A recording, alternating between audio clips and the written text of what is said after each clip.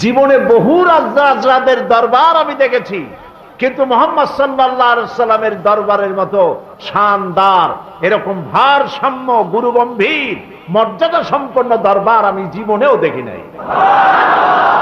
তার কোনো সিংহাসন নাই, সাধারণ মানুষের মধ্যে তিনি বসেন, নিজের জন্য আলাদা কোনো সিংহাসন নাই। এবং প্রত্যেকটি মানুষ তার দিকে তাকায় থাকে, চোখে পলক দেয় না, কারণ চোখে পলক দিলে ওই সময়টুকু এই সুন্দর চেহারা থেকে বঞ্চিত হয়ে যাব। তিনি যখন উযু করেন, উযুর পানিগুলি কেউ মাটিতে গড়াতে দেয় না, সাহাবীরা পানিগুলি উঠায় নিজেদের গায়ে মাখায় নেয়। আমি এমন দরবার জীবনে কোথাও দেখি নাই। নবী করিম সাল্লাল্লাহু আলাইহি ওয়াসাল্লামের দরবারে এসে লোকেরা সব তাকিয়ে থাকতেন এবং একটা গুরুগম্ভীর পরিবেশ থাকতো।